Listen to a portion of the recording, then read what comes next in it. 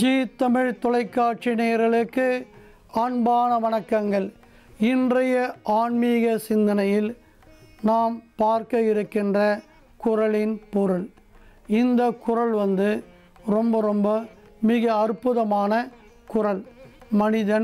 மனிதனாக வாழ்வதற்குண்டான ஒரு நல்ல வழியை சொல்கிறது. செவிக்கு உணவில்லாத பொழுது சிறிது வயிற்றுக்கும் ஈயப்படும். அப்படின்னா பசி எடுத்தால் சாப்பிடவே கூடாதா, பசியும் பட்டி மாறணும், எப்போ பார்த்தாலும் எதையாவது கேட்டுக்கினே இருக்கணுமன்னா அதெல்லாம் அர்த்தம் கிடையாது. எப்பயுமே அர்த்தத்தை அர்த்தமாக புரிந்து கொள்ள வேண்டும். குதர்க்கவாதமாகலாம் புரிந்து கொள்ளக்கூடாது. இந்த கேள்வி செல்வம் அப்படின்னு அவர் சொல்கிறது என்னென்னா, நல்ல விஷயங்களை நாம் காதில் கேட்டுனே இருந்தால் நம்மளுக்கு நல்லதே நடக்கும். ஏன்னா நல்ல விஷயங்கள் விழ நம்மளுடைய காதில் நம்மளுடைய எண்ணங்கள் எல்லாமே நல்லதாக மாறும். நல்லதாக மாற நாம் கெட்டதையே செய்ய போகிறதில்ல, நல்லது மட்டுமே செய்வோம். நல்லது மட்டுமே செய்யும்பொழுது அவனுடைய வாழ்க்கையில் துன்பங்கள் வரத்துக்கு வாய்ப்பே இல்லாமல் போகும். எங்கே ஆரம்பித்து எப்படி முடியுது பாருங்கள். நம்முடைய வாழ்க்கையில் துன்பங்கள் ஏற்படாமல் இருக்கணும்னா நல்ல விஷயத்தை கேட்கணும். நல்ல விஷயத்தை எப்படி கேட்குறது? காது மூலியமாக தான் கேட்கணும். அதுக்கு தான் செவிக்கு உணவு இல்லாத பொழுது அப்படின்னு சொல்லுவார். இதை கேள்வி செல்வம்னு சொல்லுவாங்க. கேள்வின்னா ஏடாகூடமாக கேட்குற கேள்விலாம் இல்லை. சார் நீங்கள் தாசா லபுகு தாசான்னு கேட்குற இந்த அசட்டுத்தனமான கேள்விலாம் இல்லை. கேள்வி செல்லும் என்பது மிகப்பெரிய விஷயம்.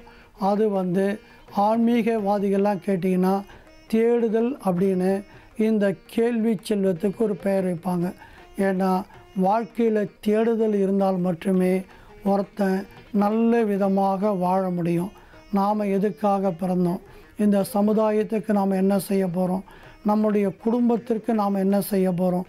நம்ம அப்பா அம்மாவுக்கு, அண்ணன் தம்பிகளுக்கு, அக்கா தங்கைகளுக்கு நாம் எந்த வகையில் உதவிகள் பண்ண போகிறோம்? அவங்களுடைய முன்னேற்றத்திற்கு நாம் என்ன செய்ய போகிறோம்? சரி, நாம் எதுக்காக பிறந்தோம்? இந்த தேடுதல் என்கின்ற கேள்வி செல்லும் இருந்தால் தான் அடுத்தடுத்த நாள்லாம் சுவாரஸ்யமாக இருக்கும். எதுவுமே இல்லாமல், ஒரு தேடுதலே இல்லாமல் வெட்டேந்தியா இன்றைக்கி ஒரு நாள் போச்சா நாளைக்கு ஒரு நாள் போச்சான்னு வாழறதெல்லாம் ஒரு மிருக வாழ்க்கை. அந்த மிருகங்கள் தான் எதை பற்றியுமே கவலைப்படாது. இன்றைக்கி ஏதோ ஒரு உணவு கிடைச்சதா, சாப்பிட்டோமா, இன்றைக்கி பொழுது சரி. நாளைக்கு ஒரு ஏதோ ஒன்று வேட்டையானோமா, சாப்பிட்டோமா, அதோட சரி. இப்படின்னு விலங்குகள் தான் வாழும். நாமெல்லாம் மனிதர்கள், அதுலேயும் பகுத்தறிவுள்ள 6வது அறிவுள்ள மனிதர்கள். நாம் இந்த மனித சமுதாயத்தில் நல்ல விதமாக துன்பங்கள் இல்லாமல் வாழணும்னா இந்த தேடுதல் என்கின்ற கேள்வி செல்வம் வேண்டும்.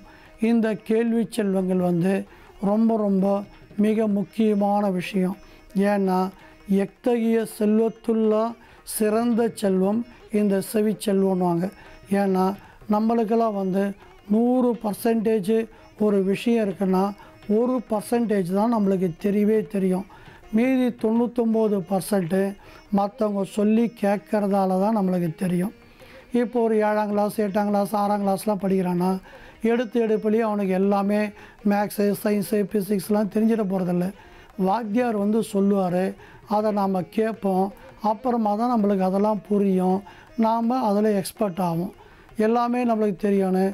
வெறும் புஸ்தகத்தை வச்சு படிச்சுனே இருந்தோம்னா நம்மளுடைய மனசு என்ன வழிகாட்டுதோ தவறான வழியில் நம்ம அர்த்தத்தை புரிஞ்சினா தவறான வழியில் அது புரிஞ்சின்னு அதுக்கு இதுதான் விளக்கம் நம்மளுக்கு நாமே நினச்சிக்குவோம். ஆனால் கற்றறிந்த பெரியவர்கள் அந்த புஸ்தகத்தை பலமுறை படிச்சுட்டு இதுக்கு இதுதான் அர்த்தம் அப்படின்னு அவங்க நிர்மாணம் பண்ணி அவங்க பாடம் நடத்த அதெல்லாம் நம்ம காதில் வாங்க தான் நம்முடைய அறிவுகள்லாம் விருத்தியாகும். வெறும் ஏட்டு சுரக்காய் கூட்டுக்கெல்லாம் உதவாது. இந்த கேள்வி செல்வம் இருந்தால்தான் நாம் எதை புரிஞ்சுக்கணுமோ சரியான முறையில் புரிந்து கொண்டு சரியான பாதையில் நம்மளால் செல்ல முடியும். இந்த கேள்வி செல்வங்கள் எல்லாமே பெரும்பாலும் ஆன்மீகம் சம்பந்தப்பட்டதாகத்தான் அந்த காலத்தில் இருந்தது. மோட்சம்னா என்ன, ஆன்மானா என்ன அப்படின்ற மாதிரி ஒரு போக்கில் போயிருந்தது. இன்றைக்கி கலியுகத்தில் இது எல்லாமே ஆராய்ச்சிகள் சம்பந்தப்பட்ட கேள்வி செல்லமாக மாறிடுச்சு. அது ஐடி ஃபீல்டாகட்டும், மருத்துவ ஆராய்ச்சி துறையாகட்டும், விஞ்ஞான ஆராய்ச்சி துறையாகட்டும், எல்லாத்துக்குமே இந்த கேள்வி செல்லுங்கள், இந்த தேடுதல் என்கின்ற மனநிலை தான் இன்றைக்கி ஒவ்வொரு சாதாரண குடிமகனையும் பெரிய ஆராய்ச்சியாளனாக மாற்றுறதே இந்த கேள்வி செல்வங்கள் தான். இதுக்கு பல விஷயங்களை நம்ம கேட்கணும், செவிச்செல்லும் அவசியமாக தேவை. இதைத்தான் வள்ளுவர் மிக அற்புதமாக சொல்கின்றார். நம்முடைய வாழ்க்கையில் நாம் பலவிதமான வெற்றிகளை பெற வேண்டுமென்றால், துன்பங்களிலிருந்து விடுதலை பெற வேண்டுமென்றால், நம்முடைய வாழ்க்கையை நாமே நிர்மாணித்து கொண்டு வெற்றிகரமாக வாழ வேண்டுமென்றால் செவிச்செல்லும் முக்கியமானது. அதுக்காக கண்ட பாட்டுகளை ஜோக்குகளெல்லாம் கேட்குறதெல்லாம் கிடையாது. நல்ல செய்திகளை கேட்கணும். அது வாழ்க்கைக்கு பயன்படக்கூடிய செய்தியாக இருக்க வேண்டும். சீனாவில் ஒரு பிரதமர் எத்தனை ஓட்டு வித்தியாசத்தில் ஜெயித்தார். அங்கே இருக்கிறது என்னென்னா தேவையில்லாத விஷயங்கள்லாம் போட்டு நாம் குழப்பக்கூடாது. சீனாவில் என்ன டெக்னாலஜி வளர்ந்துருக்கு, அங்கே அப்டேட்டான கம்ப்யூட்டர் விஷயங்கள் என்ன, அவங்க விஞ்ஞானத்தில் என்ன முன்னேறியிருக்காங்க, பொருளாதாரத்தில் எப்படி முன்னேறியிருக்காங்க, இந்த விஷயங்களை தெரிஞ்சுக்கணும். அங்கே இருக்கிற அரசியல்வாதி எப்படி லஞ்சம் கொடுத்து ஜெயித்தார், அங்கே மக்கள் தொகையெல்லாம் எப்படி கட்டுப்படுத்துகிறாங்க, இதெல்லாம் தேவையில்லாத விஷயங்களெல்லாம் நம்ம மனசில் போட்டு ஏற்றிக்கூடாது. வாழ்க்கைக்கு பயனுள்ள செல்வமாகிய கேள்வி செல்வத்தை நாம் செவிவழி செய்தியாக பெற்றால்தான் நாம் ஜெயிக்க முடியும். இதுதான் வள்ளுவர் காட்டுகின்ற மிக அற்புதமான வழி. இப்போ ஒரு சின்ன கதை பார்க்கலாம். அக்பர் பீர்பால் உங்களுக்கு நல்லாவே தெரியும். இந்த பீர்பாலும் அக்பரும் ஓய்வு பொழுதில் இருக்கும் பொழுது பீர்பால்களை பெரிய அறிவாளி ஆச்சே, நிறைய விஷயம்லாம் தெரிஞ்சிருக்கோம். அதெல்லாம் அக்பர் தன்னுடைய செவி வழி செல்வமாக கேட்டு கேட்டு தெரிஞ்சுக்குவார். சரி, பீர்பால் தான் எவ்வளோ நாள் செவி செல்வத்தை கொடுப்பாரு, நாம் கேள்வி செல்வத்தை கேட்கலாம், நாமளும் 2 கேள்வி பீர்பாலை கேட்கணும்னு நினச்சிக்கின்னு ஒரு 4 விஷயத்தை கேட்பார். என்ன விஷயங்கள்லாம் பீர்பால்கிட்ட சொல்லுவார். இங்கு இருக்கும் ஒன்று அங்கு இருப்பதில்லை, இது முதல்ல. ரெண்டாவது இங்கும் இருப்பதில்லை அங்கும் இருப்பதில்லைன்னு ரெண்டாவது ஒன்று சொல்லுவார். மூன்றாவது அங்கு இருப்பதில்லைன்னு சொல்லுவார். நாலாவது இங்கும் இருக்காது அங்கும் இருக்காது எப்படின்னு சொல்லுவார். இது பீர்பாலுக்கு கொஞ்சம் புரியாது. இருந்தால் கூட அவர் தன்னை புத்திசாலின்னு நிரூபணம் பண்ணுறதுக்காக ஒரு 4 மணி நேரம் டைம் கொடுங்க, நான் விளக்கமாக சொல்கிறேன்னுவார். விளக்கெல்லாம் சொன்னால் போதாது, இதை நீ நிரூபணம் பண்ணணுன்னு அக்பர் ஒரு கட்டளை மாதிரி சொல்லிடுவார். பீர்பால் இந்த சேலஞ்ச் ஏற்றுவார். ஒரு 4 மணி நேரம் வெளில போவார். போயிட்டு ஒரு 4 பேரை கூட்டின்னு வருவார். கூட்டின்னு வந்தோடனே, அரசே நீங்கள் என்ன சொன்னீங்க, முதல் கேள்வி என்ன அப்படின்னு கேட்பார். அந்த அக்பர் முதல் கேள்வி ஒன்று கேட்பார். இங்கு இருப்பது அங்கு இருப்பதில்லைன்னு முதல்ல ஒரு நபரை கூடுவார். இவர் யாருன்னு கேட்பார். இவன் தாங்க திருடன், இவன் இங்கே தான் இருக்கிறான், ஆனால் இவன் திருட்டு தொழிலையும் பொய் சொல்கிறதையும் வழக்கமாக கொண்டிருப்பதால் மேல் உலகத்தில் இவனுக்கு இடம் இல்லை, அதனால் இங்கு இருப்பது அங்கு இல்லை அப்படின்னு சொல்லுவார். அப்போ ரெண்டாவது இன்னொரு ஆளை கூப்பிடுவார். அவர் சாது சாமியார். அவர் நீங்கள் என்ன ரெண்டாவது கேள்வி கேட்டீங்கன்னு சொல்லுவார். இங்கு இல்லாதது அங்கு இருக்கும்னு சொன்னவார். இப்போது இந்த சாமியார் சாது இங்கே நம்ம கூட தான் இருக்கிறாரு, ஆனால் இவருடைய எண்ணங்கள் எல்லாமே இறைவனை பற்றி இருக்கிறதால இவர் அங்கே தான் இருக்கிறாரு, இங்கே இல்லை அப்படின்னு சொல்லுவார். சரி, மூணாவதாக நீங்கள் என்ன கேட்டீங்கன்னு சொல்லுவார். இங்கும் இருப்பதில்லை அங்கும் இருப்பதில்லை அப்படின்னு சொல்லுவார். மூணாவது ஒரு நபரை கூடுவார். அவன் பிச்சைக்காரன். என்ன விளக்கம் அப்படின்னு கேட்பார் அக்பர். அதுக்கு சொல்லுவார், இவன் கீழே பொருளே கிடையாது, தம்படி பைசா கூட கிடையாது, ஆனால் இவனுக்கு மகிழ்ச்சியே இங்கே கிடையாது, ஆனால் அவன் இங்கேயே இல்லை. இவன் கையில் துட்டு இல்லாததால் இவன் தானம் தர்மம் எதுவுமே பண்ணலை, அதனால் இவனுக்கு புண்ணியம் கிடைக்கல, இதனால் இவனுக்கு மேல் உலகத்தில் இடம் இல்லை, அதனால் இவன் இங்கேயும் இல்லை அங்கேயும் இல்லை அப்படின்வார். அடுத்ததாக பீர்பால் கேட்பார், நாலாவதாக என்ன சொன்னீங்கன்னு. இங்கும் இருப்போம் அங்கும் இருக்கும், அது எதுன்னு கேட்பார். அப்போ ஒரு செல்வந்தரை அக்பர் பீர்பால் இன்ட்ரடியூஸ் பண்ணுவார். இவருக்கெல்லாம் நிறைய செல்வங்கள்லாம் இருக்குது, அதுவும் கூட ஹெல்பிங் டெண்டன்சி இருக்குது. அதனால் இவருடைய தன்னுடைய செல்வத்தெல்லாம் ஏழை எளியவர்கள்லாம் நிறைய உதவிகள் பண்ணியிருக்காரு. அதனால் அவர் இங்கேயே இருக்கார். மக்களெல்லாம் இவரை போற்றி புகழறாங்க. இவர் செய்த தான தர்மத்தால் மேலுலகத்துலேயும் இவருக்கு இடம் இருக்குது. ஆனால் அவர் இங்கேயே இருக்கிறாரு அங்கேயே இருக்கிறாருன்னு ஒரு விளக்கங்களை சொல்லுவார். அக்பர் தான் ஏதோ ஏடாகூடமாக ஒரு கேள்வி கேட்டோம். அந்த ஏடாகூடமான கேள்வி கூட பீர்பால் ஒரு 4 பேரை கூட்டு வந்துட்டு, இங்கு இருப்பது அங்கில்லை, அங்கு இருப்பது இங்கில்லை, இங்கும் இருக்கும் அங்கு இருக்கும், அங்கும் இல்லை இங்கும் இல்லை, இதுக்கெல்லாம் அற்புதமான ஒரு விளக்கத்தை சொல்லிட்டார். ஆனால் கேள்வி கேட்குறதாகட்டும் பதில் சொல்கிறதாகட்டும் எல்லாமே பீர்பாலுக்கு தான் தகுதி உண்டு. அவர் சொல்லுகின்ற செவிச்செல்வத்தை மட்டும்தான் நாம் கேட்கணும். இப்போ பசி எடுக்குது, சாப்பாட்டுக்கு போகலான்னு அக்பர் வயிற்றுக்கு ஈயப்படும் அப்படின்னு சொல்லிட்டு சாப்பிட்றதுக்கு போயிடுவார். இதே கதையைத்தான் என்னுடைய நண்பர்களை சொன்னேன். அவர் அற்புதமாக ஒரு வார்த்தை சொன்னார். பீர்பால்லாம் 4 பேரை கூட்டும் போயிருந்தார், என் கீழே விட்டுருந்தா நான் ஒரே ஆளை கூட்டும் போயிட்டு அக்பரை முழு திருப்தி பண்ணி நிறைய பரிசை வாங்கிட்டு வந்திருப்பேன்னாரு. அப்படி எப்படி சார் என்ன பண்ணியிருப்பீங்கன்னு. நேராக என் பொண்டாட்டியை கூட்டும் போயிட்டு அமைச்சர்கள் நிற்க வச்சுருப்பேன், அவர் கேட்ட 4 கேள்விக்குமே பதில் இருக்குது அப்படின்னாரு. எப்படி சார்னு. என்னுடைய அப்பா அம்மா வந்தால் என் பொண்டாட்டி வீட்டில் இருக்க மாட்டாள், அவங்க அம்மா வீட்டுக்கு போயிடுவாள். ஆகவே அவள் அங்கே இருப்பாள், இங்கே இருக்க மாட்டாள். எனக்கு சம்பளம் 2ஆம் தேதி வரும்னு சொல்லி தெரியும், சம்பளக்காக 2ஆம் தேதி வாங்க போகிறேன்னு தெரியும். கரெக்டாக 1ஆம் தேதியே இங்கே வந்துடுவாள். அவங்க அம்மா வீட்டில் இருக்க போகிறதில்ல, அவள் இங்கே தான் இருப்பாள். சம்பளக்கார் வந்தோடனே சம்பளத்தை வாங்கினோடனே அவள் இங்கேயும் இருக்க போகிறதில்ல, அவங்க அம்மா வீட்லேயும் இருக்க போகிறதில்ல, பர்ச்சேஸுக்கு போயிடுவாள். ஆகவே அவள் இங்கேயும் இருக்கிறதில்ல அங்கேயும் இருக்கிறதில்ல. ஈஸியாக பிரச்சனை முடிஞ்சு போச்சு. ஒரே ஆளை வச்சு 4 பதிலையும் 40 பதில் கூட ஈஸியாக சொல்லன்னு சொல்லுவார். இப்பேற்பட்ட ஆட்களும் இருக்கத்தான் செய்வாங்க. ஆனால் வள்ளுவர் சொல்லுகிறது செவிச்செல்வம். அந்த செல்வமானது நமக்கு நல்ல மன உறுதியை தரும், நல்ல செயல்களை செய்ய வைக்க தூண்டும். அதனால் வாழ்க்கையில் எந்த சூழ்நிலையில் துன்பங்கள் வந்தாலும் சமாளிக்கலாம். நல்லது செய்தால் நல்லது மட்டுமே நடக்கும். அதற்கு உறுதுணை செவிச்செல்வமே. ஆகவே வள்ளுவர் காட்டிய வழியில் வாழ்வோமாக, வளம் பெற பெறுவோமாக. நன்றி, வணக்கம். ஆற்காடு ஜோதிடர் டாக்டர் ஆசேனா சோமசேகரன்.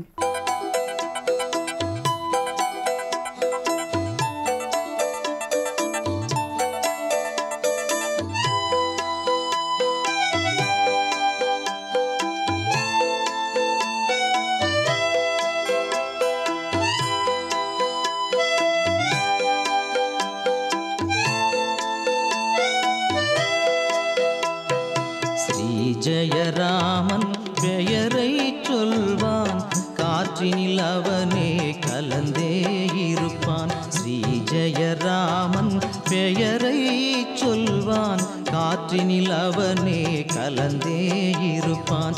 ஸ்ரீ ஜெய் ஹனுமான் திருவடி போற்றி, ஸ்ரீ ஜெய் ஹனுமான் திருவடி போற்றி. பக்தியில் பணிவோம் மலர்களை சாற்றி.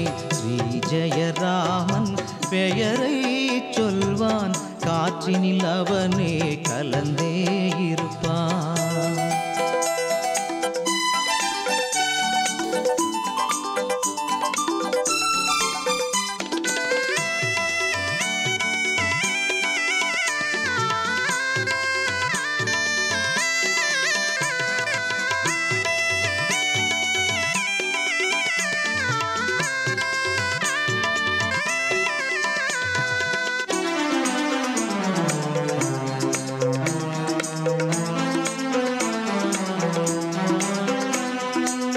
துளசியில் மாலை அணிந்திருப்பானே, தூயவர் நெஞ்சில் குடியிருப்பானே.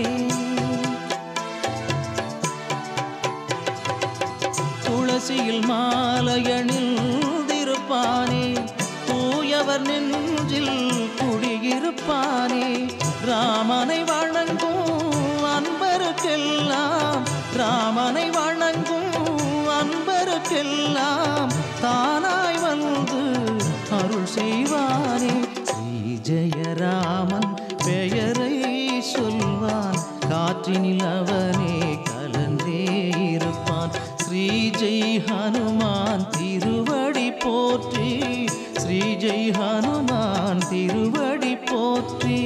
பக்தியில் பணிவோம் மலர்களை சாற்றி, ஸ்ரீ ஜெயராமன் பெயரை சொல்வான், காற்றினில் அவனே கலந்தே இருப்பான்.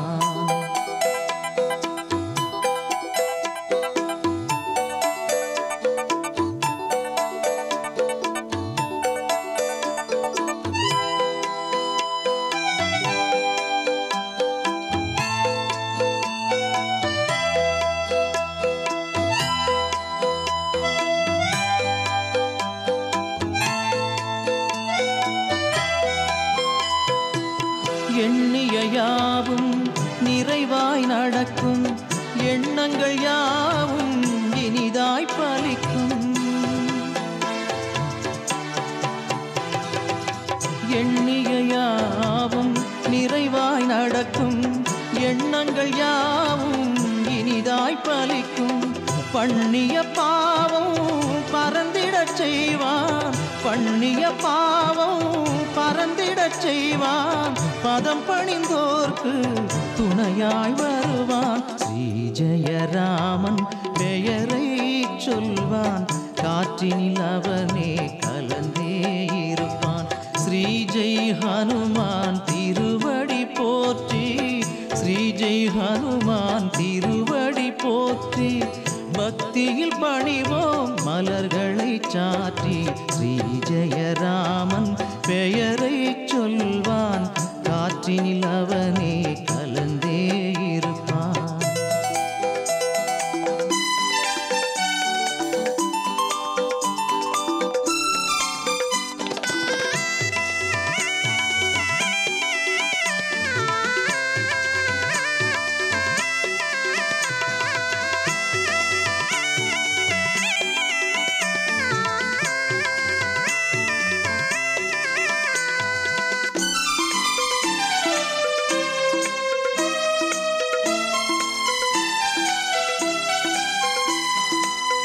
எங்கும் நிறைந்து அவனே இருப்பான், இல்லை என்னாது வரங்களை கொடுப்பான். எங்கும் நிறைந்து அவனே இருப்பான், இல்லை என்னாது வரங்களை கொடுப்பான். மங்களம் சேர்க்கும் அவன் திருநாமம், மங்களம் சேர்க்கும் அவன் திருநாமம். மண்ணுயிர்க்கெல்லாம் அதுவே வேதம்.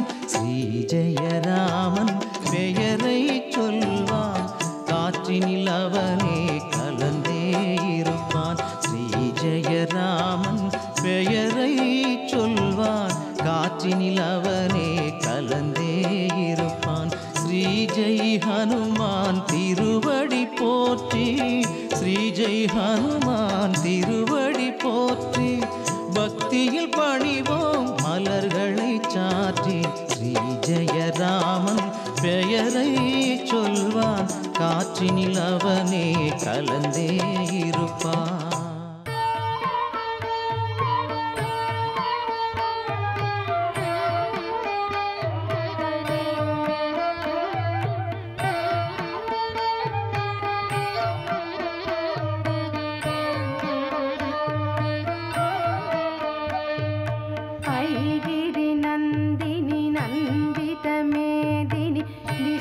विनोदिनी नन्दनुते गिरिवरविन्ध्य शिरोधिनि वासिनि विष्णुविलासिनि जिष्णुनुते भगवति हेशिति कण्ठकुटुम्बिनि भूरि कुटुम्बिनि भूरि कृते जय जय हे महिषासुरमर्दिनि रम्यकपर्दिनि शैलसुते सुरवरवर्षिणि दुर्धरधर्षिणि दुर्मुखमर्षिणि हर्षरते त्रिभुवनपोषिणि शङ्करतोषिणि किल्बिषमोषिणि घोषरते धनुजनिरोषिणि दितिसुतरोषिणि दुर्मदशोषिणि सिन्धुसुते जय जय हे महिषासुरमर्दिनि रम्यकपर्दिनि शैलसुते अयि जगदम्ब मदम्ब कदम्ब वनप्रियवासिनि आसरते शिखरि शिरोमणि तुङ्ग हिमालय शृङ्गनिजालय मध्यगते मधुमधुरे मधुकैटभगञ्जिनि कैटभभञ्जिनि रासरते जय जय हे महिषासुरमर्दिनि रम्यकपर्दिनि शैलसुते अयि शतखण्डविखण्डितरुण्ड वितुण्डितशुण्ड गजाधिपते रिपुगजगण्डविदारणचण्ड पराक्रमशुण्ड मृगाधिपते।